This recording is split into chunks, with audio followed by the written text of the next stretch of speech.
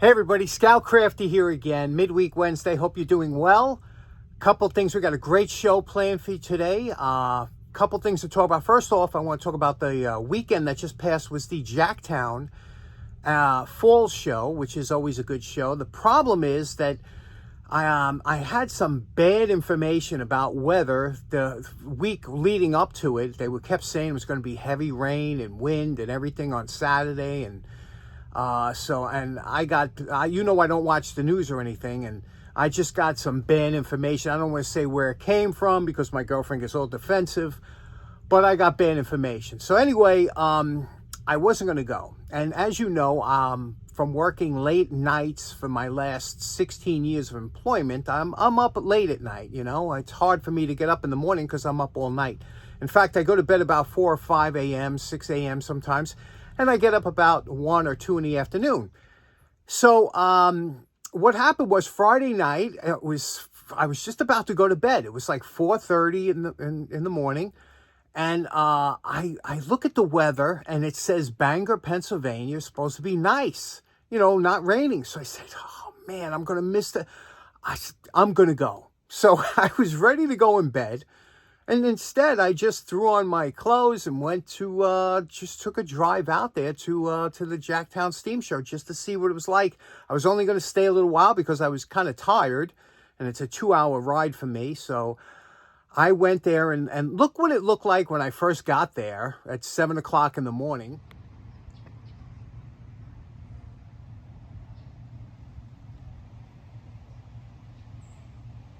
Now, as you can see, it was a bit overcast, chance of drizzle, but anyway, I was there. I stayed for a few hours, met some great people there that, you know, happen to live closer to the area, and it was good. And I did a little shopping, but like I said, I didn't film anything because the next day was supposed to be nice. And I know 357 Magdad was going on Sunday, and he always does a great video, and I'll put a link to his video in the description if you want to see what the show looked like. But I did pick up a couple things because some of the dealers were there. Let me show you what I picked up and let me know what you think.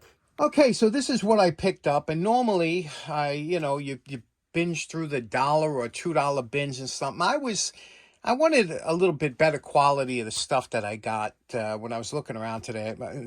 So this is what I picked up. First of all, a couple die stocks with a couple dies in them, but these here, Greenfield tap and die, and so I picked those up. They were $10 each, which is, you know, good, but they're really nice, you know. So picked those up. Look at this. This was probably the best deal of the day. This is a fire strobe. Okay, this hooks up when you're hearing impaired. This will let you know if there's a fire by blinking, and they go for good money. I got that for $1. But the rest of the stuff I pay, you know, I did pay some.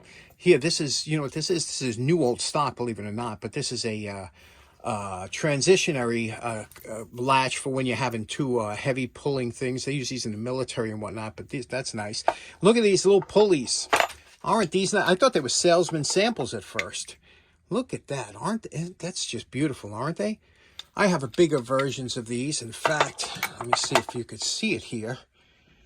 I got a couple bigger versions. Can you see them up there? Hanging. See them? I got them floating all over the shop, pulleys. But these, I don't have anything that small. That's just really cool. Then look at this here. This is a Stanley in the black and orange, and you know, this is a nice one. You don't usually see them. That was $3. This here, paid good money for, but this is a Starrett. You can see here, 18-inch caliper, and I paid $20. But these things, the big ones, the bigger the calipers get, the more expensive they are, and especially when you get a name like Starrett, you know. But they do clean up nice. Hopefully, I'll be able to clean this one up. I did one upstairs that came out real nice, and I do use these. Then check this out. Okay, normally, you know, I only pay 50 cents or $1 for a nice hammer, but this one here, I paid $10 for it. It was crazy, but it's such a nice hammer. Check this out. I was with my buddy Jerry, and we picked it up. I said, man, look at this. This is a Plum. You can see here, Plum 16 ounce, but look at look at the lines on this hammer. First of all, it's an octagon face, right? But just so nicely ground. You could see the difference, how nice it is. What a nice job they did. And then the handle here. And of course, Plum always has that sealant on here, and the handles stay tight, so it's a tight handle. But this is also an octagon blend handle.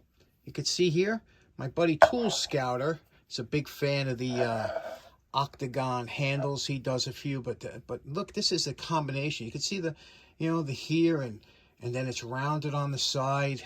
Just a beautiful hammer. We'll take this off here. I'll show you how to take that off. Isn't that nice, hammer? Let's do that now. Let me show you how to take that off real quick. Now that's some residual sticker from what was on there, probably a warning, whatever the case may be. Roncinol lighter fluid. That's naphtha. But just lay this on here. Give it a second to soak in. Just put it on like that. You see that? And then what we're going to do, you got to give it a second to soak in and loosen up that glue. And when you do, I use a plastic razor blade. Ever see these plastic razor blades? They're great for not scratching it to get under. Once that's been soaking for a second, you could just come over here with the edge of the razor blade like this and just get under the sticker and scrape it up and get this off. You'll see it'll peel right off without damaging the finish underneath. Okay, there we go. It does a nice job of getting it off, and you just got to let the naphtha really work here.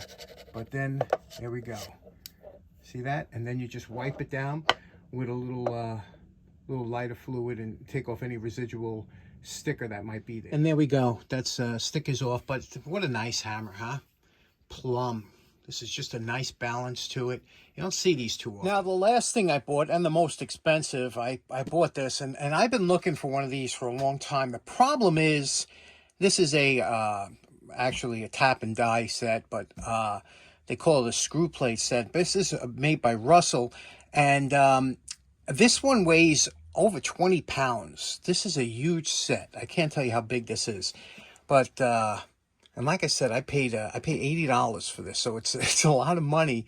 But if you try and buy these on eBay, the shipping kills you. You wind up paying that just in shipping. And you can see here what it is. Check that. You see that? The Russell screw plates and double reversible dies. I'll tell you what that means in a minute. Just a beautiful set here. And the reason that these are pretty difficult to buy, because sometimes they're beat up. And it's hard to see a lot of times pictures and things like that. They don't show you specifically like the dies or what they look like or the handle. You can't really tell. This one is probably one of the best shapes I've seen. So I grabbed it, and you can see here, look at the condition, the teeth. Look at the teeth on every one of these are dies. Every one is in perfect shape. Look at here. Look at the taps, the teeth on the taps. Look at that. They're all just absolutely beautiful. Here, look at that. And when you see it in this kind of condition, it's hard to find. You don't usually see them like this.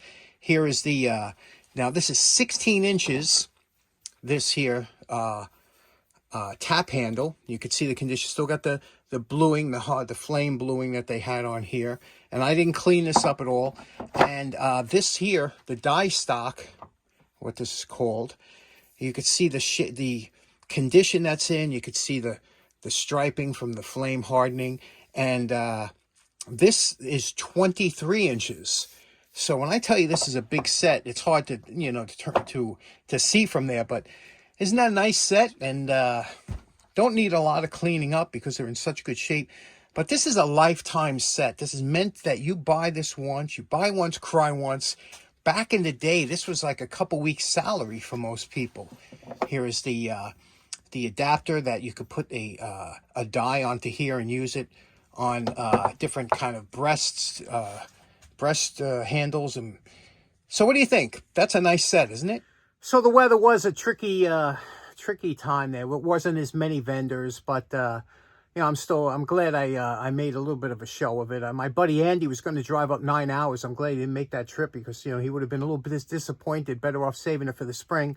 I did run into my good buddy Dave Evans, and let me show you what Dave gave me. So he showed up there. He was early, and let me show you what he brought. Now, Dave's been a good friend of the show for a long time. I see him at a lot of shows, and he brought this. He thought it'd be interesting for everybody to see. This is a pretty rare wrench. You don't see these too much. It's called a Rachex. You can see here, and it's a ratcheting adjustable wrench. And these were, definitely a gimmicky wrench. You know, I like gimmicky wrenches, but they were trying to push these type of ratcheting adjustable wrenches for many years. A more modern version of this wrench would be something like these Craftsman. You remember these reflexes came out, and they used the stacking of plates to make these, and you can see how they work. I'm going to demonstrate how these work, but you can see what they flex, and when they flex, it opens this up and allows the jaws to open a little bit. The same thing here. This has a lock on it here. If you push it down, it's good for ratcheting. If you push it up, it's for locking. You can see the L and the R. And here we have it in the ratcheting. You can see this will flex a little bit. And when it does, this will open up a little bit, giving room to the jaws. Let me demonstrate how these work. Okay, we have the nut tester locked up in the old York. And here it is. You got to make sure it's on ratcheting. And when you put it onto here, you tighten it up a little bit, okay? When you use it to tighten or loosen, whatever, when you push it this way, notice it opens up and slips. See how it's opening up and slipping on there? So I guess maybe plumbers, something like that, might use it. Now, if you want to use it regular, you would push this up, this here, push this up, and now it locks it like a regular. You'd have to take it on and off. So that's how this works. It's a ratcheting, it opens up, and pretty interesting. See how that works? Okay, and here's how the Craftsman, same thing. Craftsman's a little bit different. See how that, whether you're tightening or loosening, same thing. This one's a little bit wider. You can see here it kind of gets in the way a little bit, but interesting design. They've been trying to push this for many years. They've all different variations, but reflex, or in this one, the Rachex. So very interesting. Dave, thanks very much. Very cool. Okay, next up, I got some exciting news for you. If you're like me, the simple things in life really excite you. Well, let me show you. As you know, I'm an Orange Crush man. I always have been for, well, at least for the last 25 or 30 years. You might know the story about that, but Orange Crush is my go-to. But as far as colas go, now my buddy Big Vic, he's a double cola man and has been for his whole life. But here we don't get double cola here in the Northeast, so it's usually Coke or Pepsi. I've always been a Pepsi man over Coke. I just like the flavor better. And I don't, like I said, I don't get to drink a lot of soda. I allow myself usually a case in the summertime, but look at this one. Look at this old can. This is sitting down the basement here in the rafters. I've had this unopened. Unfortunately, it fell one time and crushed, but this is an old Pepsi can from the late 70s, I think, or whatever. But look what they just came out with. This is the new Pepsi can. And it was funny because I wasn't about to have this, but I was at the pizzeria the other day with my girlfriend, and I saw I said, what is that, a new Pepsi? Let me get a can of that Pepsi, just because of the can. You know, in advertisement and whatever, you know, a lot of times it sells the product, but it's amazing. I always find it amazing at how many different fonts that they've gone through, or can designs for all different sodas, but especially Pepsi. Look at the amount of cans that they've gone through here and styles. And I wasn't a big fan of the last one. I didn't like the font, so to speak, of the lettering. I wasn't a big fan of the way it looked. However, this one, I like it. I like the, you know, the font of Pepsi. I like the cobalt blue can. What do you think of that? You think that's a nice can? Let me know in the comments. Or if some people don't even pay attention. This was, like I said, an older one with the the red, you know, and the Pepsi logo. But if what I would really like them to come back with is the screw top cans. Oh boy, look at that, huh? I would love to buy soda just like that and have a screw top can that you could seal up, or, you know, or a glass bottle. Get away from the plastics. The plastics, man, is no good. We got to get away from it. You know, in Germany, you can get bottled water, all different types in glass bottles. And over here, you know, it's like they're pushing the plastic crap. Then they're going to blame the environment, right? They push the plastic that you can't buy glass bottles, and then they blame the fact that it's winding up in the oceans. Give me a break. Anyway, what do you think of the new Pepsi can? Next up, a couple shows ago, my Polish brother Jerry and 357 Magdad spent about 20 minutes looking at this road machine of vintage road machine, and I couldn't figure out exactly what it was, some kind of steamroller kind of to rip up, tear up machine or whatever, but we were just fascinated by the simplicity and solidness of this machine. Take a look at this, that how this was made. Even if you aren't a mechanic, you could figure out how this operates. If you had to fix it, or if something broke, you could figure it out. Just a beautiful machine, still works today as it did probably 100 years ago. Isn't that just fascinating? Next up, I almost forgot. As you know, I have a couple crowbars, you know, down laying around or whatever, and I do use crowbars quite a bit. The average crowbar looks like this. It's about 3/4 of an inch thick, and it has a bend to the top. But I saw this, again, I was with Jerry, and I saw this one. Check this one out. First of all, it's almost an inch, like about 7/8 of an inch, close to an inch in thickness. So it's a very thick, very heavy crowbar. A nice bottom, but look at the crook or the neck of it. Do you see, instead of having the standard bend that a lot of crowbars have where they just bend down, this one is bent this way first, then wrapped around. I just thought that was so elegant, so beautiful, isn't it? I'm probably one of the few people that can get excited over a crowbar, but this one is just, I couldn't get the $5 out of my pocket fast enough to buy that. I also have a round version in my crowbar bucket that is similar. It's got a similar bend to it, but this is round.